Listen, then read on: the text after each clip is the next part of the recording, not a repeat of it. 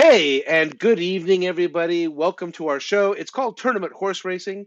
I'm your host. My name is Rich Sharp, and each week we will be competing in a small four-race tournament horse racing format throughout the year. What we've done is we've taken the horse racing calendar, we've broken it up into four separate horse racing tournaments throughout the year. Each one of those tournaments consists of each one of those tournaments consists of 10 racing days, and that's what you're watching tonight is one of those individual racing days. Those racing days consist of four individual races, and each of our four horse players is going to be making a mythical $2 win and place bet in each of those four races. Whoever wins the most money at the end of the day wins that individual tournament, and whoever wins the most money over that 10 tournament racing schedule, as we call it, goes ahead and wins the tournament. We keep track throughout the entire year, and whoever wins the most money at the end of the year, well, that's the winner of our tournament. That's how tournament horse racing goes. I don't want to take up too much time talking about that and the format.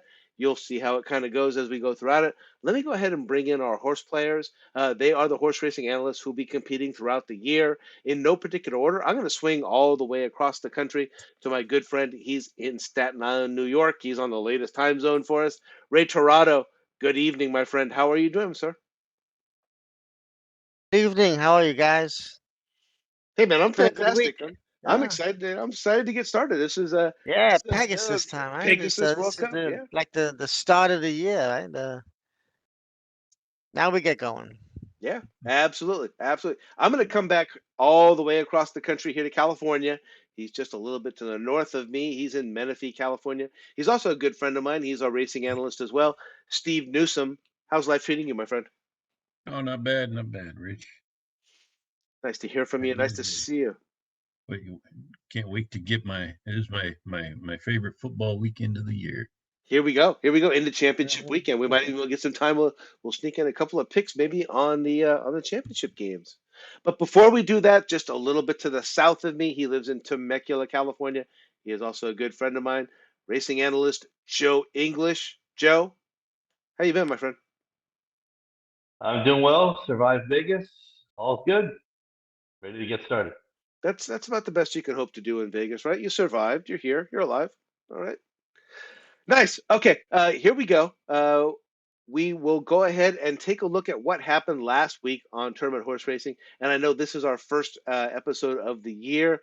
We did have a little bit of a preseason, so I will go ahead and share with you what happened in our preseason, and I will bring that up. You know what? Before I go ahead and bring that up, let me just go ahead and give our little disclaimer notice here that Steve, Ray, Joe, and myself, well, folks, we're all just horse players. This is not a touting service, and we're most certainly not selling the picks that we'll be making tonight. We're just four players who really love the sport. We love to get together on Friday nights and talk horse racing with each other. We thought it'd be nice for us to share it with you. But again, these picks are our own, and we're not selling them. As you can see here, I'm going to go ahead and bring up. Well, this is what happened last week. We were at the Fairgrounds racetrack that is down there in New Orleans. It actually was a Kentucky Derby points race for those of you who are interested.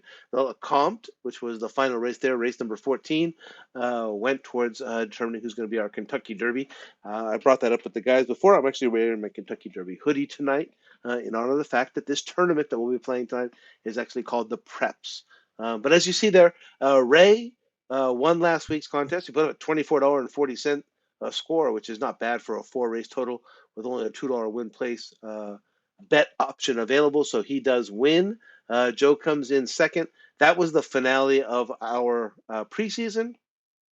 And what you're going to see there is that Ray came in as the winner at $95.40. A really nice score there for only having five total or four total races over a 5 week period. As you see there, Ray got victories in two and a half races. And Joe squeezes by Steve there to get second place as we do it here on Tournament Horse Racing.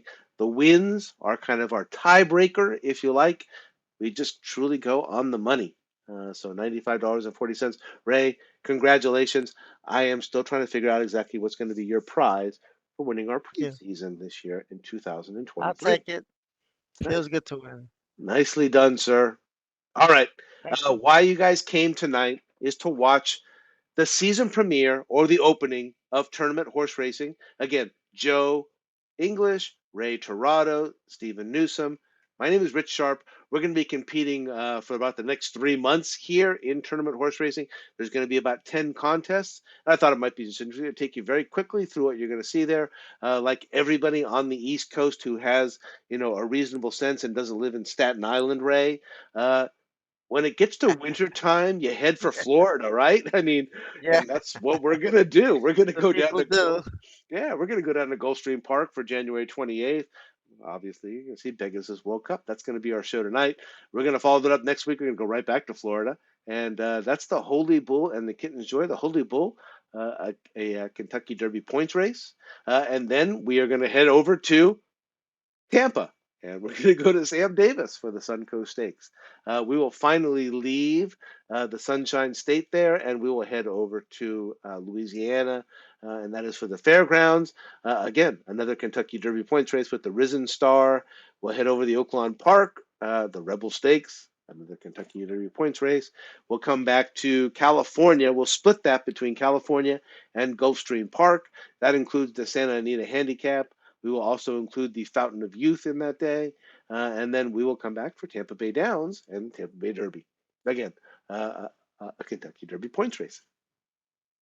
A little bit of a break for the horse players there on March the 18th, and then we will come back and go hot and heavy. The final 3 weeks of the year will all be Grade 1 races, all big players, and who is going to be in the Kentucky Derby in 2023.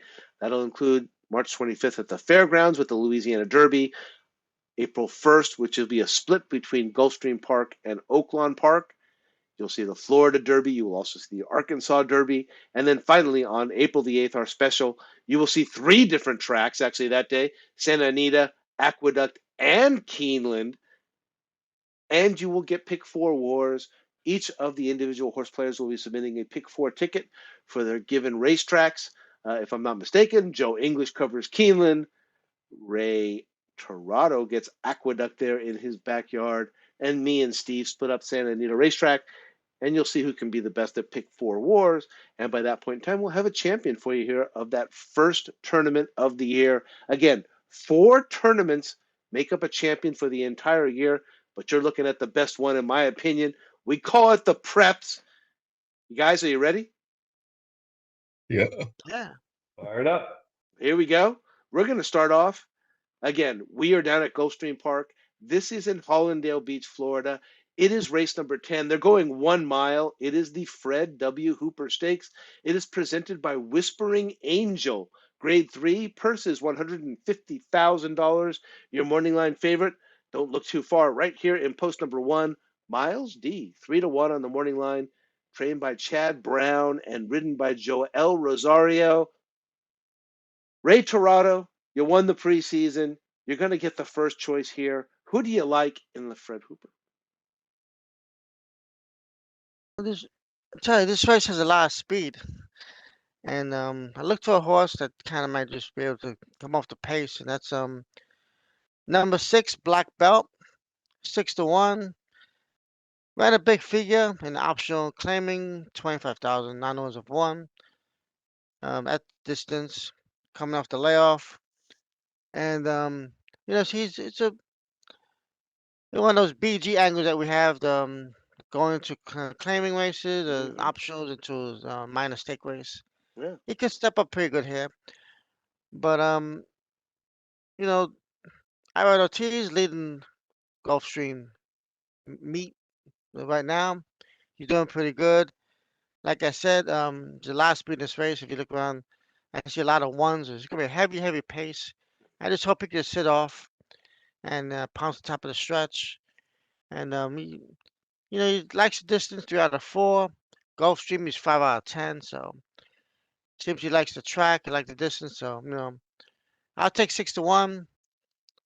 Even if he runs a good race, he can, like we say, get the good place price, whatever you want to call it. So I'll take Black Belt to win. Who's next? You're going to go to the left, to the left, to the left. So Left. you're going to give it to Joe. Okay, Joe, you liking the Hooper? All right. I'm starting off with the favorite. Give me Miles D and Ray's right. It looks like there is Under a speed. buttload of speed in this race. Um, but Miles D has won from off the pace, and he's won around two turns. He has two wins. I mean, I'm sorry, one turn. He has two wins around one turn, and I guess it just looks like he's been facing better horses. You see Olympiad and Speaker's Corner and Essential Quality and Midnight Bourbon and TPs. And those horses would probably be a real short price here. Like I said, he's also won Well Fresh back in June of 21. And like we had already mentioned, it looks like plenty of speed to chase. And the rail usually does pretty well at Gulfstream Park anyway. So probably, I would assume he'll stick on. Rosario will probably stay on the rail and hope to get a rail skimming ride, get through on the inside. And again, I just not sure how long any of the speed is going to be able to hold under 8 furlongs in this current configuration. So give me the one, Miles D. Don't like taking the favorite, but you got to hit what's pitched. Give me that horse. Give me the one. Steve, I'm assuming, is the next No, actually, horse player in like I line. said, Steve? you're actually going around the park, and you're going to go back to me. You're going to go back to Reg. Oh, okay. That's that's Okay. that's the order that I have on my little notepad that kind of goes here. So unfortunately, it's not in the order of who won. I'm actually going with the 7. I'm going for an 8-1 shot here to open up the tournament. Safi Joseph Jr. being one of my favorite trainers, Jose Ortiz being one of my favorite riders, so not a hard choice for me here. And yes, I did read this race as everybody else. This one's loaded. Everybody's going to be up on the front, and I decided to choose the exact same angle that Ray did, which is let's go with the old 3 broke guys angle, which is as far as Brisnet Forms is concerned, is explained as moves up in class from last start. But we're actually seeing this. This horse hasn't been anywhere near a stakes race quite yet, but Safi Joseph, this is his talent, as you see here. He actually won his last race, so he gets a 24%. Him and Jose Ortiz hit very well at this particular level. Joe, this is one of those ones I know you've called it out before. Somewhere Edgar Zayas has got to be really pissed. And but you can't blame him for going for Jose Ortiz as well in this particular situation. I like the improving speed figures. I love the early pace, and I thought this might be one of those situations where possibly I'll get away with the angle of everybody thinking that a closer is going to come in here and somebody is actually going to take it from up front. So I'm with picking up pennies, the 7 horse. Then hand it off to Steve. Yeah, well, I'm gonna go with I'm gonna go with the 6 also. I'm gonna go with the black belt.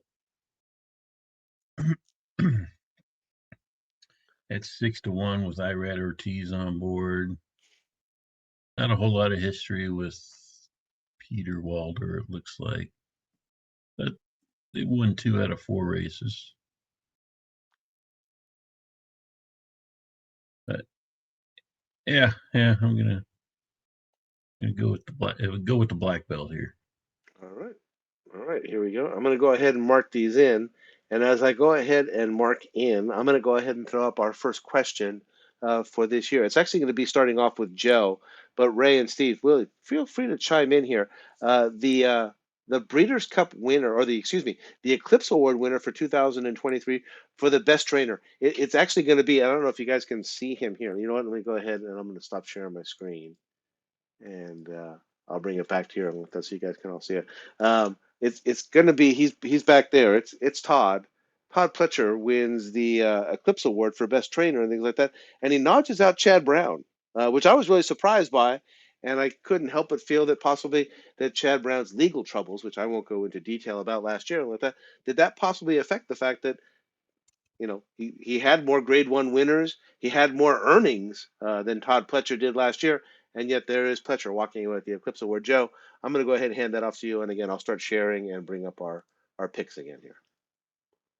I don't really necessarily have a problem with it. And maybe Chad Brown's legal troubles actually factored into it. I also kind of wonder if it isn't that Chad just wins so many more turf races than he does dirt races, whereas Pletcher is probably closer to 50-50 as far as his wins go. Because obviously, Pletcher had a couple of winners I know at least Ness for sure would have been an Eclipse Award winner. But again, maybe the legal troubles had something to do with it, and maybe they didn't. But I think they're both probably deserving as far as what they did on the track. Ray, Steve, you got anything to add to that? And but But Pletch is definitely formidable. you Pletch think is they'd definitely have some? formidable over the whole thing. You know, definitely. Get to. You think they'd have some sort of clear-cut criteria? Yeah. Yeah, that's true. Yeah. Good point. Good point. Unfortunately, that's just not the way it is. Then nobody has a say. It's like Then nobody scoring has a in vote. boxing Oh, and yeah. MMA. It's You won the most races a and lot won the of most money. Maybe you should win the most awards. but That's Chad true. does see that's the whole thing. Chad didn't win. Chad may have won more money than Fletcher, had more grade ones, but Steve Asmussen wins more races than both of them every year. Yeah. So if that's the case, he would win, but he wins with a lot of lower level horses too. So that's the whole Scott Lick point got of like it a being 5,000 wins. it's sort of like the Pro Bowl. Yeah. It's kind of a popularity contest in Yeah. that regard. All right. Well, that was my first Eclipse Award based question of the evening. Steve and Ray, be prepared. One's coming for each of you, I'm sure, before the end of the night's over. We are going to move along to race number 11, where they're going a mile and the 16th on the turf. This is the Pegasus World Cup Filly and Mare Turf Invitational Stakes. It is presented by Pepsi. Grade 3, purse is $500,000. It's for fillies and mares, 4-year-olds and upward. And your morning line favorite is in post number 9, and her name is Shantasara, trained by Chad Brown, ridden by Irad Ortiz. 9-5 on the Gulfstream Park morning line. And Joe, you're up first. Who do you like? Okay, cool. No favors for me this time. Nice. I'm going to be on the 3, Waka Naka, 5-1. Wilmot and Joel Rosario for me. It's the same sort of angle. She's been facing better. If you look in the Modern Games and Ivar in the Woodbine Mile against males, a couple of times against Regal Glory, one or two times against in Italian. None of those are in this race, and I know she's been chasing Chad's runners a lot. Chad's got the favorite, but I like the inside draw. I like Joel Rosario sticking around. She's got the second shot at this apple. She finished 6th in this race last year, coming from Europe. She was 15-1 last year. She won't be 15-1 this time. And again, I see that Joel Rosario and Bill Mott are 0 for 8 at the meet. I'm guessing that means they're somewhat in a better combination to have some better luck. Give me the 3, Wakanaka at 5-1. Pegasus World Cup, Filly and Mare Turf. Rich. Yeah, damn. We're not going to get a whole lot of diversity here. My favorite Muppet on the Muppet Show back in the days was, in fact, Fozzie Bear, who used to say, waka waka waka. But I did go with Waka Naka here for a lot of the same reasons that Bill did, or for that Joe did. Excuse me, Bill Mott and Joel Rosario. I didn't even think about the fact that I had 0 for 5 down here, and Joe's got it updated to 0 for 8 already. I believe I did, catch it. The horse was in the Woodbine Mile. I did win the race, but that is against the boys. Had won the race that was the Dance Smart, which is right before that one, and then comes out and wins the next race, which in this particular case, Brisnet catches this as moves up in class. I would like to point out it's not a huge move up in class. This race was a $350,000 race up there in Canada. This is a $500,000 race. And I saw the closing angle. I saw some early speed. So I went with the 3, Wakanaka, and I'm going to go ahead and hand off to Steve. All right, I went with the 6, Queen Goddess.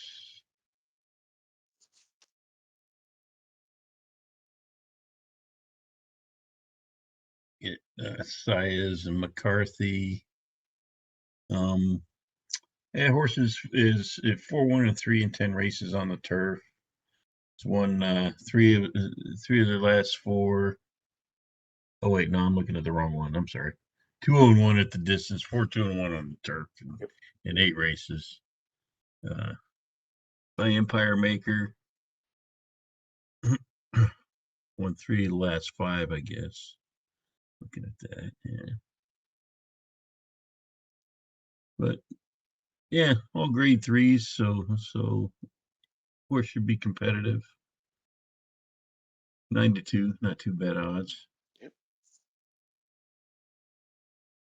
Had a nice workout on the 13th of January.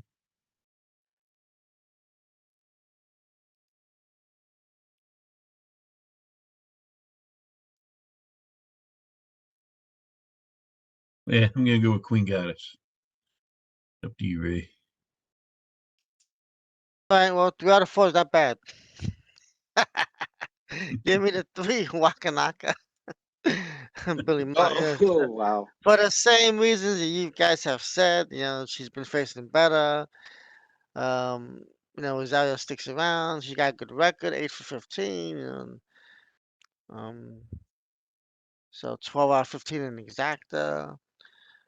She's gonna need a trip, so it won't be, it'll be a little difficult, but Rosario, can get there. There's enough speed, so she just have to get a good, stay clear on the inside, hopefully, and get a couple holes there, like they always say. So yeah, Wakanaka for me also. It's funny. I thought this would be a very tricky race for us, and here we have almost a consensus. All right. I believe I got that correct. Loaded in there as we were all talking and things like that. Let me go ahead and throw in a follow-up. And this one, Ray, we're going to go ahead and we're going to start with you in this particular question. Irad Ortiz has captured his 4th Eclipse Award for Outstanding Jockey. And just to make sure, because I want to make sure everybody can see him and things like that, that he's right there, that, Irad's right there. He's actually still in his box. Or if you like, he's also right there. There's 2 different bobblehead dolls. That's how much I like Irad Ortiz before Ray answers this question. However, Flavian Pratt, finishes second behind him. Is this a justified pick for 2023? Did Irad deserve that 4th Eclipse Award, or was this finally time for Flavian to unseat him? And again, Steve, Joe, please go ahead and chime in. No, Irad had a good year. He went everywhere. I mean, he deserved it. Literally, yeah. I mean, it's tough because I mean, I guess I get to see Irad more, because he's based in New York, but he does travel for a lot of stake races and goes up, but basically between Belmont, Saratoga, and but he has been going to Florida too, so he's actually having a good Gulfstream meet, so he's actually I think taking over Sizes spot there. So um, he had a good year. He's a solid rider. I mean, to be honest, he could be a little reckless at times, but he finds a way to win. He's a good rider. He's dirt, turf, distance, sprinting. He always puts the horse in a good position. And he reminds me kind of like of Jerry Bailey. He used to always put the horse in a good position to win. Keeps him out of trouble and stuff. So he's a very smart rider too. You know, Uh, He's that's what I Puerto gotta Rican. say. Yeah, yeah, Yeah. yeah. We still listen. We still yell at him in New York. He There we go. loses. So. There we go. There we go. No, there was a point during the year when I seriously thought that maybe Flavian Pratt would pass him for that and take this Eclipse Award, but I felt that he rallied sufficiently, and I agree with your analysis there, right? That Irad was deserving. All right, here we go. We're going to go ahead and we're going to move along to race number 11. And this is, they're going a mile and a 16th on the turf. It is the Pegasus World Cup Philly. Oh, excuse me. I'm sorry. I'm in race number 11. I should be on race number 12. I apologize. It is race number 12. and they are in the going a mile and an eighth. It is the Pegasus World Cup Turf Invitational Stakes. It is presented by Qatar Racing. Grade one purse is $1 million. It's for 4-year-olds and upward. And your morning line favorite is out there in post number 10. I believe you pronounce his name Ivar, and he is trained by Paulo Lobo and ridden by Javier Castellano, and he is 5-2 on the Gulfstream Park morning line. And look, lo and behold, I get first choice in this particular race. I stayed away from the favorite once again, and I ended up out on one of my personal favorites. Her name is Lady Spitespear. Before I talk about her, Joe, I will tell you that initially there's a big cross mark out on my page here and let that. I actually was on one more bid. This was the California Chrome horse that you and I saw on opening day out there at Santa Anita. And I really was tempted to go ahead and pick him again, considering the fact that I missed out on that 16-1 shot that particular day. So, but I ended up talking myself out of it, being the fact that it's a California horse heading east, and decided to go ahead and stick with my favorites, which are East Coast horses. I almost went with the European horse, but in the end, I did settle on Lady Spitespear. In her most recent effort, she finished third in the Breeders' Cup Filly and Mare Turf, which is, the level up from this one. She is by Speightstown. She's trained by Roger Affeld, ridden by Luis Saez, so connections are absolutely excellent.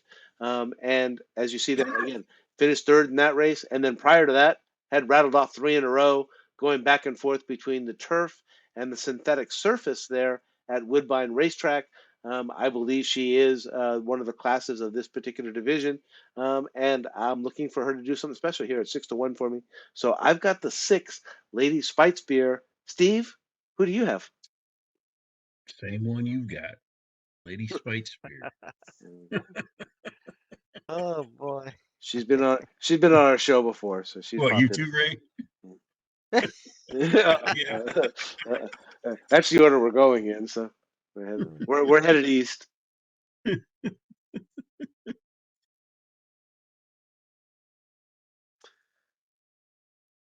want to hand it off to Mr. Torado? I'm taking Oh it. yeah, I Oh thought I me? did. Oh, I'm There sorry. we go. I'm sorry. I this had is it why in I what was you laughing. Yeah. Sorry. Great minds think alike, I guess. I don't know. Or else we're all loose together. Yeah. All I'm right. on the same horse too. I mean, um, I like the way she runs. She's always close to the lead. She get a good trip. Size, is hot. The Gulfstream also. My only question is the distance. I mean, she may not like a mile and an eighth. It may not be her burst distance, but it's a grade one. You gotta take a chance. So, but she should run okay. They do this, because it's a big prestigious race and it's the turf invitation for the fillies and mares, and but coming off the layoff, she'd be nice and fresh. She'd be working out like really good 59s on the patient and the turf course there. So Atfield knows what he's doing. So he placed it right.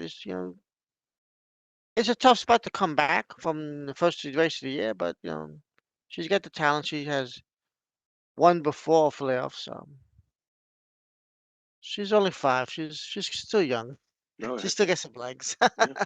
Joe, come on, give me the 6. If you can, Let's if you can hear. read this, can you read this? Uh, Oh, wait a Really minute. need to say very much, do I? Can you read this? Oh Lord, have mercy on my soul. I think that's the Like I first said, the time we've turf ever horses done up that. there, the turf races were real tough. I know the 2 turf races were tough, and we got like one unique horse out of 8 picks. All right. Yeah. All right, here we go. So Joe, you're on the 6 as well, huh? Unfortunately, I guess we're all on the same horse. Let me see if I. I would not. I would not have predicted that. No, Yeah, let me see if I Yeah. track. not from the 6-1 shot. Let me Six see to if I. five, maybe. I had like 5 Five, horses no. written down for this one. Yeah, me too. Let me see if I tracked that correctly. See, did I get that right, guys? 6, 6, 6, 6. Well, Steve, you might as well just say Damn. Steve the 6 in the last race too, because he's just playing that roulette number. Yeah, I was gonna say Steve's got some bad juju going on there, man. It is. It's I don't know I'll what he. switch to Vigo Glory, Yeah, okay? And she I'm comes not from the barn. I'm not exactly sure how you handicap or how you put these things together, but at some point you should have looked down and been like, "What the hell am I doing here, man?" All right, so I've got those in correctly. I believe I believe I tallied that last race correctly. But before we go ahead and head on to our feature, let me go ahead and start off with my final question for the evening. Steve, you're up first on this particular one. Steve, you know what? You and I, we probably met, if I'm not mistaken. I was trying to trace this back. I think our friendship probably traces back to sometime in early 2018. I believe that horse racing was one of the first things that we bonded over. yep. Flightline has just won the Eclipse Award for Horse of the Year. I don't think there was any problem with that, other than the two crazy Eclipse Award voters who voted for someone else. Um, would Flightline be the best horse that you've seen since the time that you and I became friends? You started following Oh, horse racing. yeah, I think absolutely probably the most dominant horse I've seen. Yeah. It's And there were two people that didn't vote for him. yeah, it was like 77 Eclipse voters, and I think he got like 75 of them. Wow. Okay. Yeah. Okay, good for them. Yeah, exactly. Yeah, exactly. I don't know what they were watching. Way to be unique. All right. Can I chime in, Rich? Yeah, please, please. It's funny because I guess the only thing I think I might have mentioned this throughout the year. The fact is that he won the Eclipse Award by running only 3 races. Right. And Yeah. maybe those two voters had a problem with the fact that he couldn't get out of his stall for more than 3 times during the year. Yeah, I guess there could be some That's about the only thing I can think Yeah. of that would lead me down that path. I mean, if it's based on what he's done on the track, you can't argue that. But just that he just didn't do it often enough. That's the only thing I It can. makes sense, I guess. Yeah. All right, here we go. Our finale for the night is gonna be race number 13 at Gulfstream Park. It is going 1.125 miles on the main track. It is the Pegasus World Cup Invitational Stakes. It is presented by Baccarat. Grade 1 purse is $3 million for 4-year-olds and upward. And your morning line favorite is in post number 10.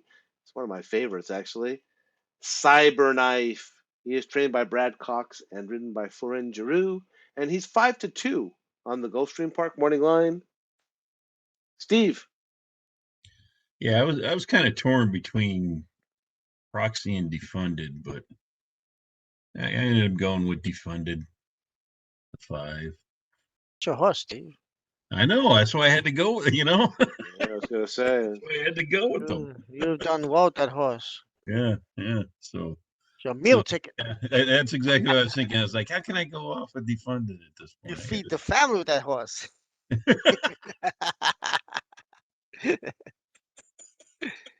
Yeah, too bad my horse betting isn't all that great. I always have to put money into my account.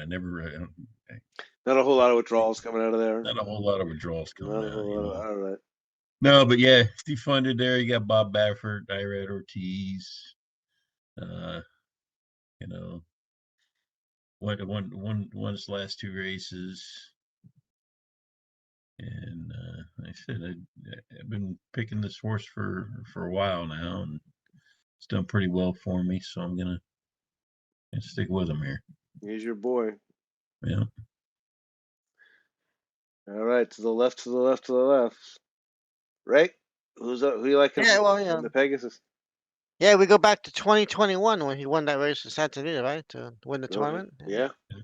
Yes, that was a good one. Very exciting. This one down here. This is a little disappointed, as this race has progressed. It has regressed actually. It started out at $12 million. Every owner puts in $1 million. That didn't work out.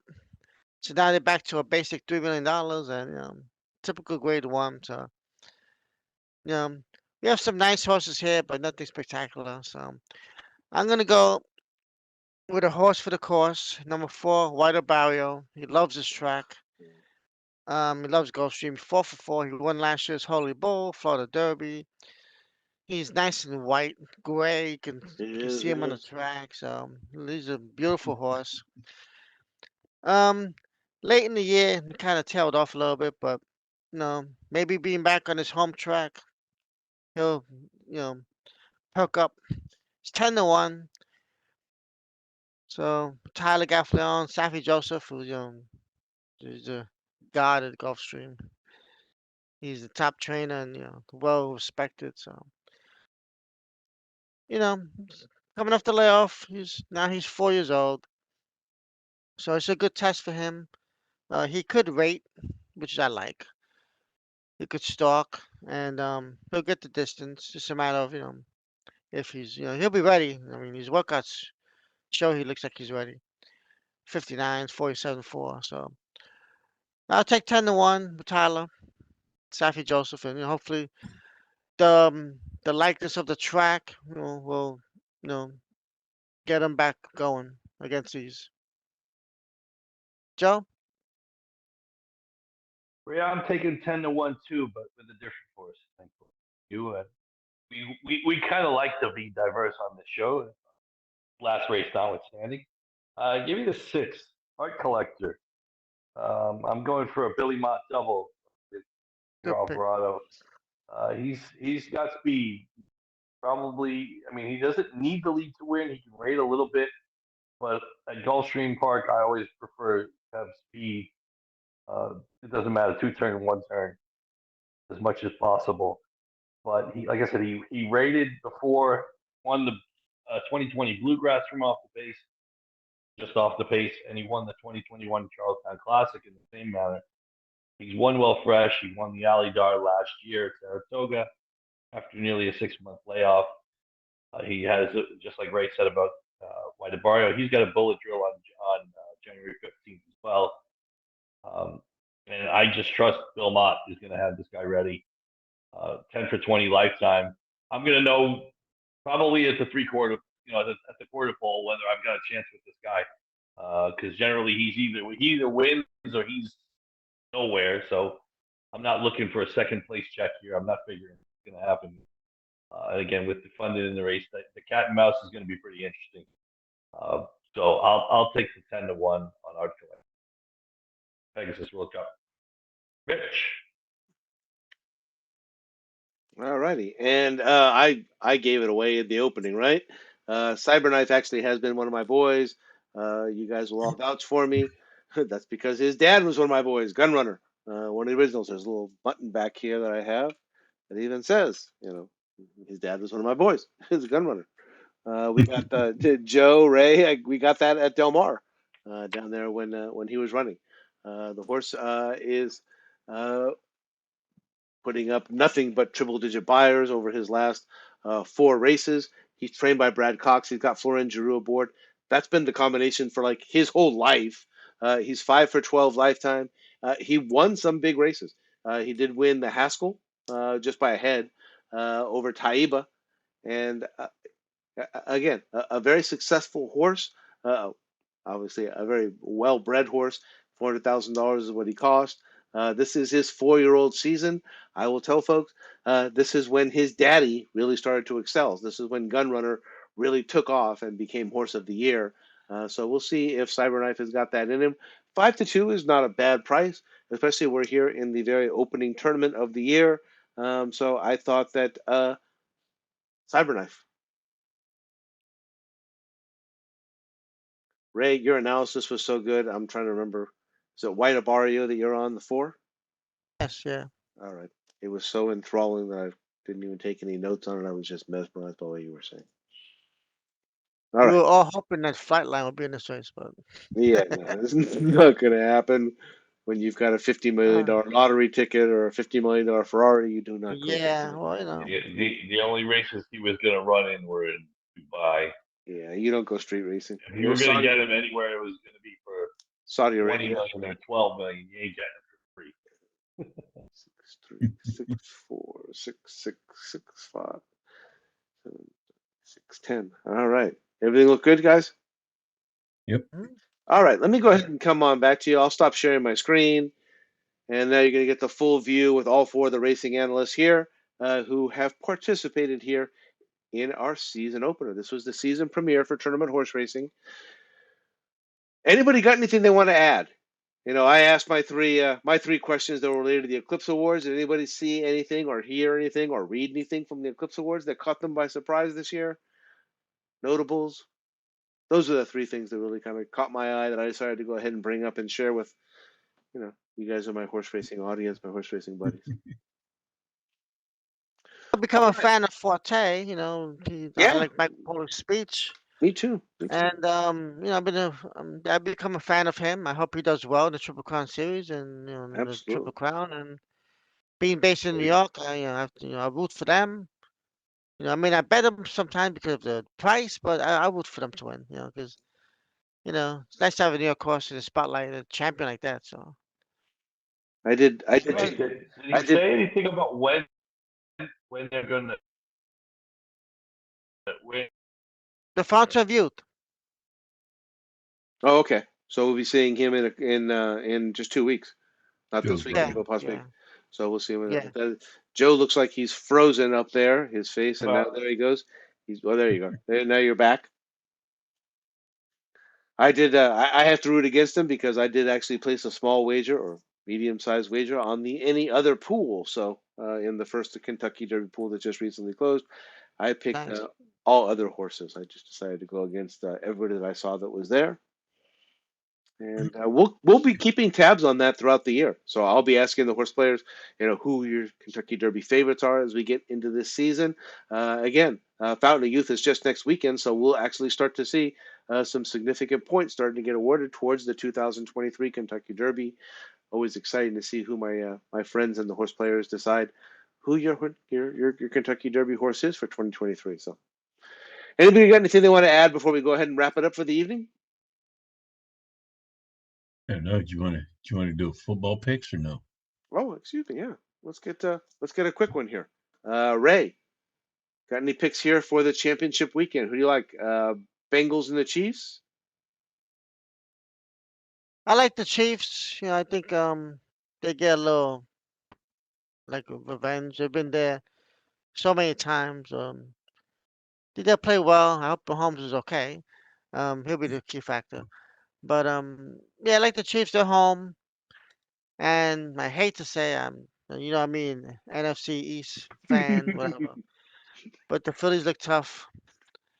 It'd be cold Phillies? on Sunday, That's how much he hates them. so I'll go with Philly. Yeah, Philly and Chiefs for me. All right. Play two-team parlay, money line straight up, no points. Just go Yeah, for it. And I'm not giving you guys I any think we had points. like 2.5 to 1 on that, so All right. 5 to 2 if you're horse racing. So, Joe, And- Can't figure out. It's hard to know about the Chiefs because you don't know how healthy Mahomes is. hmm So I'm not. I wouldn't pick that game. I when I was in Vegas, I bet the Eagles and the under the NFC Championship. mm. Those are my two picks. Eagles Eagles and the and under were your two yeah, picks. the end. yeah, I got Eagles. Well, unfortunately the line has changed, but I got the Eagles under 45.5, and the Eagles minus 2.5. That's my pick. Like I said, the AFC. I I think the mean, line's still the same. I would lean Cincinnati, but without knowing how healthy really Mahomes is until the game actually starts, it's kind of hard.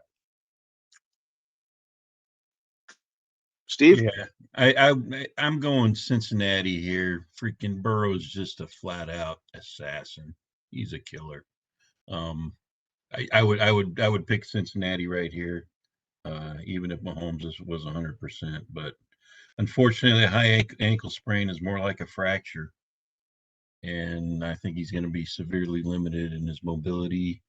And I heard Kelsey tweaked his back. I hadn't seen it officially or not, but see how that affects anything. But yeah, I'm going Cincinnati in the AFC, and I'm going with San Fran in the NFC. I think San Francisco's defense and running game is gonna be able to keep Philly off the field, and and Hurts in check. So I've got the exact same way as Steve. I've got, and that's my bet from before the playoffs actually even started, was Bengals and 49ers in the Super Bowl.